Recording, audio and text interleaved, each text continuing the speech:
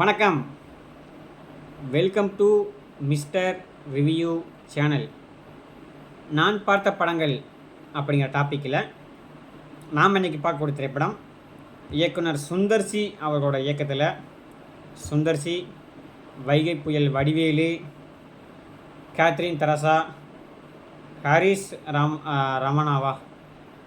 ராமர், நம்ம பக்ஸு மற்றும் பலர் நடித்து இன்றைக்கி தியேட்டரில், அதாவது ஏப்ரல் மாதம் 24 தியேட்டரில் ஓடக்கூடிய திரைப்படமாக வெளிவந்த கேங்கர்ஸ் அந்த படத்தை பார்க்க போகிறோம்.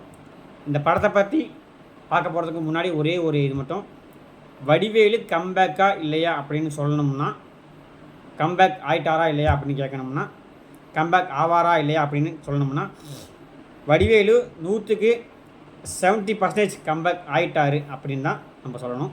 ஏன்னா இந்த படத்தில் அவருக்கான ரோல் அப்படி. படத்தோட கதையை சொல்லணும்னா, படத்தோட கதை பார்த்துக்கிட்டோன்னா 2 கோணலில் பிரியுது. ஒரு ஸ்கூலில் 2 பிடி மாஸ்டர், ஒரே ஸ்கூலில் 2 பிடி மாஸ்டர் இருக்காங்க. அந்த 2 பிடி மாஸ்டருக்கும் அடிக்கடி முட்டிக்குது, மோதிக்குது. அந்த 2 பிடி மாஸ்டர் இருக்க ஸ்கூலில் சின்ன சின்ன தவறுகள், சின்ன சின்ன தப்புகள் நடக்குது. அந்த தப்புகளை பார்த்துக்கிட்டோன்னா தட்டி மிரட்டி கேட்குற ஒரு துடிப்பான கண்டிப்பான டீச்சராக கேத்ரின் தெரசா பார்த்தீங்கன்னா இருக்காங்க. அந்த கேத்ரின் தெரசாவுக்கும் ஒருத்தருக்கும் இடையில் பார்த்தீங்கன்னா காதல் ஏற்படுது. அந்த காதலை பார்த்துக்கிட்டோன்னா பண்ணும்போது ஒரு மிகப்பெரிய அரசியல்வாதியோட ஸ்கூல் அது. அந்த அரசியல்வாதி பார்த்துக்கிட்டோன்னா 100 கோடி ரூபா பணத்தை பார்த்துக்கிட்டோன்னா கடத்திட்டு போகிறாப்படி. தன்னோட கருப்பு பணத்தை 100 கோடி ரூபா பணத்தை பார்த்து கடத்திட்டு போகிறாப்படி. அந்த கருப்பு பணத்தை ஒரு தியேட்டரில் பார்த்துக்கிட்டோன்னா பதுக்கிறாப்படி. கடைசியில் அந்த தியேட்டரில் பதுக்கின பணம் என்ன ஆனது, அந்த பணத்தை யார் எடுத்தா, அந்த பணம் எங்கே கொண்டு போய் முடிஞ்சிச்சு அப்படின்ட்டு சுந்தர்சிக்கே உண்டான ஒரு பாணியில் கொண்டு போய் ஒரு திகிலான ஒரு ட்விஸ்ட்டை வச்சு, ஒரு எதிர்பார்க்காத ஒரு திருப்பமான ஒரு ட்விஸ்ட்டை வச்சு, யாருமே நம்ப முடியாத ஒரு ட்விஸ்ட்டை வச்சு அவருக்கு உண்டான காமெடியான தோரணையில் படத்தை கொண்டு போய் முடித்தது தான் அவரோட மிகப்பெரிய ப்ளஸ் பாயிண்ட்டு. வடிவேலுக்கு பார்த்தீங்கன்னா அந்த படம் பார்த்தீங்கன்னா மிகப்பெரிய ப்ளஸ் பாயிண்ட்டு. வடிவேலு சாருக்குன்னே பார்த்துக்கிட்டோன்னா ஒரு தோரணை இருக்கும், பேச்சு தோரணை, பாடி லாங்குவேஜ் தோரணை. அதுபோக பார்த்தீங்கன்னா அந்த நகை அலங்காரம் சொல்லலாம், செய்யலாம் சொல்லலாம், இந்த மாதிரி பேஸ் ரியாக்ஷன்லாம் வச்சு பார்த்தீங்கன்னா காட்டி மனுஷன் மிரட்டியிருக்கா. அப்படி அவருக்கு உண்டான நடிப்பு பார்த்துக்கிட்டா சொல்லித்தரணும் அவசியம் இல்லை, நான் சொல்லி தான் உங்களுக்கு தெரியணும் அவசியம் இல்லை. அவர் தனக்கான முழு எஃபெக்டையும் போட்டு இந்த படம் வச்சுக்கா. அப்படி எதுக்கு மாதிரி தனியாக படங்கள், தோழி படங்கள் இருந்தாலும் ஆங்காங்கே 1-2 படங்கள் பார்த்துக்கிட்டோன்னா சொல்லிக்கிற மாதிரி சரி வடிவேல் இருக்கார், வடிவேல் எதுவும் இருக்கான், வடிவேலும் நடிகை இருக்கான் அப்படின்னு காட்டினாலும், வடிவேல் அப்படிங்கிற ஒரு காமெடின்னு இருக்கான் அப்படிங்கிறத காட்டின படம் தான் இந்த படம் தான். அந்த அளவுக்கு பார்த்தோன்னா காமெடியில் பின்னி படுறதுக்கா அப்படி நம்ம வடிவேலு சார். அவரை பற்றி என்ன சொன்னாலும் தகும். இந்த படத்தோட ஆணி வேர்னு அவர் தான். முழுக்க பார்த்திங்கன்னா கதையை முழுசாக தாங்கிக்கிட்டு போகிறது அவர் தான். இதில் பார்த்துக்கிட்டோன்னா நம்ம சுந்தர்சி இப்போ சொல்லணும்.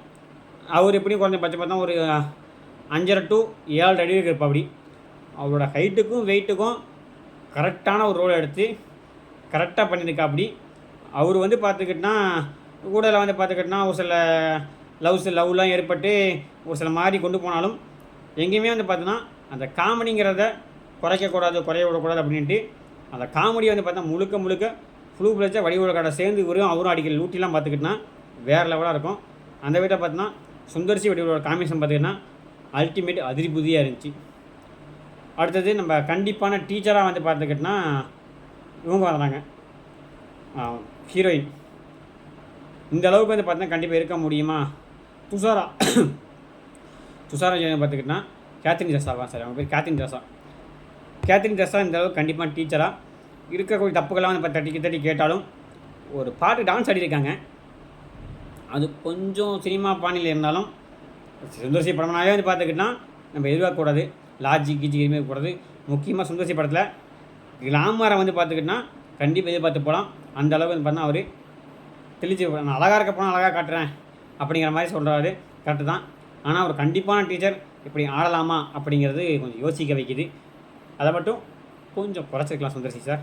மற்றபடி உங்களோட கதையில் எங்கேயுமே பார்த்துக்கிட்டோன்னா, உங்களோட காமெடி தோரணையில் எங்கேயுமே பார்த்துக்கிட்டோன்னா கொஞ்சம் கூட இதே கிடையாது. ஏன்னா அந்தளவு வந்து பார்த்தா படத்தையும் தெளிவாக கொண்டு போயிருக்கீங்க.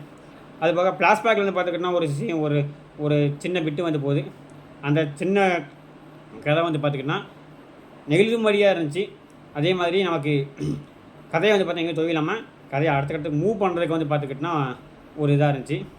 ஒரு கட்டத்தில் வந்து பார்த்துக்கிட்டோன்னா நம்ம கேத்ரின் ஜெஸ்ஸோட அப்பா வந்து பார்த்தா நம்ம சந்தனா பாடி இருப்பா. அப்படி அவருக்கு வந்து பார்த்துக்கிட்டோன்னா தொப்பை கொஞ்சம் பெருசு, சின்ன மாடி படிக்கட்டு. நம்ம கேத்ரின் ஜெஸ்ஸாவும் போது பார்த்தா ரொம்ப வந்து பார்த்தா ஒட்டிக்கிட்டு போகிற மாதிரி இருக்கும். இதை வந்து பார்த்துக்கிட்டோன்னா கவனித்த வடிவேலு அவங்க வரும்போது நானும் போகணும் அப்படின்ட்டு ஒரு நாள் போகும்போது பார்த்தா நம்ம சந்தனா பாடி வரும். அப்படி அதெல்லாம் பார்த்துக்கிட்டோன்னா தியேட்டரில் பார்க்கும்போது வேறு லெவலாக இருந்துச்சு. ரொம்ப ரொம்ப ரசித்து பார்த்துக்கிங்கன்னா அதெல்லாம். அதுபோக காமெடி வந்து பார்த்தீங்கமே முழுசாக வந்து பார்த்துக்கிட்டேன்னா வரல. எனக்கு அதான் வந்து பார்த்தா கொஞ்சம் நெடுலாக இருந்துச்சு. என்னடா அது காமெடி ஆரம்பிக்குது, மிடில் வருது, திடீர்னு கட் ஆகி எண்டுக்கு போயிடுதே, அந்த காமெடி லென்த் வந்து பார்த்தா பெருசாக இல்லையே அப்படிங்கிற மாதிரி கொஞ்சம் எனக்கு தோணுச்சு. வடிவேலு சுந்தர்சி படமாகவே பார்த்தா காமெடியில் ரொம்ப பெருசாக இருக்கும். ஆனால் இந்த படத்தை வந்து பார்த்தா காமெடி வந்து பார்த்தா கொஞ்சம் துண்டு தொட்டி வெட்டி தூக்கி போட்ட மாதிரி இருக்குது. அதில் வந்து பார்த்திங்கன்னா கொஞ்சம் நெடுலாக இருந்துச்சு. மற்றபடி எதிர்பார்த்து போனதுக்கு காமெடி வந்து பார்த்தா இருக்குமானா கண்டிப்பாக இருக்கும். வடிவேலு கம்பேக்குனா 100% கம்பேக்கு கூட 70% கண்டிப்பாக அந்த படம் கம்பேக்கு தான் இருந்துச்சு அவருக்கு. எல்லாத்துக்கும் மேலே இசை வந்து பார்த்திங்கன்னா ஒரு பேர் நான் டக்கு ஞாபகம் மறந்து போயிட்டேன்.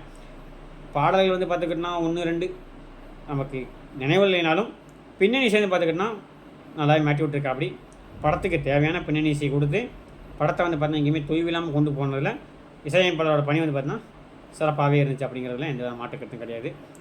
எல்லாத்துக்கும் மேலே படம் ஃபஸ்ட் ஹாப்பை விட செகண்ட் ஹாப்பு தான் வந்து பார்த்துக்கிட்டிங்கன்னா காமெடியில் அள்ளி தெளிச்சிருக்காங்க. செகண்ட் ஹாப்பில் வந்து பார்த்துக்கிட்டிங்கன்னா அந்த காமெடி தூணலாட்டம் கிளைமேக்ஸில் வந்து பார்த்துக்கிட்டிங்கன்னா யார் அந்த போலீஸ், அந்த ஸ்கூலுக்கு வந்து பார்த்தீங்கன்னா ஒரு வாத்தியார் போலீஸாக வரா. அப்படி அந்த போலீஸாக வர வாத்தியார் நம்ம சுந்தர்சி நினச்சிட்டு இருப்போம். ஆனால் அது ஒரு சுந்தர்சி கிடையாது. யார் அந்த போலீஸ் அப்படிங்கிறத ஒரு மிகப்பெரிய ட்விஸ்ட்டோட வச்சுன்னு போட்டினது தான் மிகப்பெரிய ஒரு ப்ளஸ் பாயிண்ட்டு. அந்த விதத்தை பார்த்தா கண்டிப்பாக அந்த ட்விஸ்ட்டுக்காண்டியே சுந்தர்சி நம்ம பாராட்டணும். ஏன்னா அதை யாருமே எதிர்பார்க்கல. நானே வந்து பார்த்தா கொஞ்சம் சட்னி ஏமாட்டேன். என்னடா அது எப்படியும் இப்படியாக தான் இருக்கும், நான் அப்படியாக தான் இருக்கும் அப்படின்னு நினச்சி பார்க்கும்போது நம்ம நினைக்காத ஒன்றை எதிர்பார்க்காத ஒன்றை எதிர்பார்த்த நேரத்தை வச்சா. அப்படி அதான் வந்து பார்த்துக்கிட்டா சுந்தர்சிக்கு கண்டிப்பாக நம்ம வந்து பார்த்த நேரத்தில் கைத்தட்டில் கொடுத்தாகணும். மற்றபடி இந்த படத்தில் வயிறு குலுங்க நீங்கள் சிரிச்சு பார்க்கணுமா, வெயிலுக்கு இதமாக ஒரு 2 மணி நேரம் குழுங்க ஏசியில் உட்காந்து மனசை விட்டு சிரித்து சந்தோஷமாக வெளியே வரணும்னா இது தாராளமாக இந்த படத்துக்கு போகலாம். கேங்கர்ஸ் அந்த படத்துக்கு என்னோடய மார்க் வந்து பார்த்துக்கிட்டோன்னா 10க்கு 6.7 தருவேன். எனக்கு வந்து பார்த்தா அந்தளவுக்கு வந்து பார்த்தா படம் பிடிச்சிருக்குது. வடிவேலுக்கு வந்து பார்த்தீங்கன்னா 70% கம்பேக்கு. பாடல்கள் வந்து பார்த்துக்கிட்டோன்னா அந்தளவுக்கு இல்லாதனால ஒரு 2.5 பாயிண்ட் குறைச்சிருக்கேன். ஃபஸ்ட் ஹாப் வந்து பார்த்தீங்கன்னா கொஞ்சம் தொய்வாக போனதுக்காண்டியும் எதிர்பார்த்த அந்த ட்விஸ்ட்டுக்காக கண்டிப்பாக நீங்கள் நம்பி போகலாம் படத்துக்கு. ஏன்னா இந்த படம் அந்தளவுக்கு வந்து பார்த்தா ஒரு தரமான படம் தான். எத்தனை பேர் இந்த படத்தை பார்த்திங்கன்னு தெரியல. மறக்காமல் பார்க்காதவங்க கண்டிப்பாக ஃபேமிலியோடு போய் பாருங்கள். அடல்ட் கண்டென்ட்ங்கிறது எனக்கு தெரிஞ்சு எதுவுமே இல்லை. தாராளமாக நம்பி ஃபேமிலியை கூட்டிகிட்டு போகலாம். இந்த வெயில் காலத்துக்கு இந்த சம்மருக்கு ஒரு தரமான காமெடி படத்தை பார்க்கணும்னா கண்டிப்பாக நீங்கள் பார்க்கலாம். மறக்காமல் சேனலை சப்ஸ்கிரைப் பண்ணுங்கள். சப்ஸ்கிரைப் பண்ணால் மட்டும் பார்த்தாது, அனைவரும் முழு வீடியோ பாருங்கள். முழு வீடியோ பார்த்துட்டு பக்கத்தில் இருக்க பெல் ஐக்கானை கிளிக் பண்ணிக்கங்க. லைக் பண்ணுங்கள், கமெண்ட் பண்ணுங்கள். 4 பேர்த்துக்கு இந்த சேனலுங்க ஷேர் பண்ணுங்கள். நீங்கள் அளிக்கக்கூடிய லைக்கும் கமெண்ட்டும் சப்ஸ்கிரைப்பும் தான் எனக்கு வந்து பார்த்துக்கிட்டோன்னா மிகப்பெரிய உத்தியோக அளிக்கணும். அதனால் அனைவரும் சப்ஸ்கிரைப் பண்ணிவிட்டு முழு வீடியோவை பாருங்கள். மீண்டும் ஒரு திரை விமர்சன நிகழ்ச்சியில் சந்திப்போம். நன்றி, வணக்கம், தேங்க்யூ.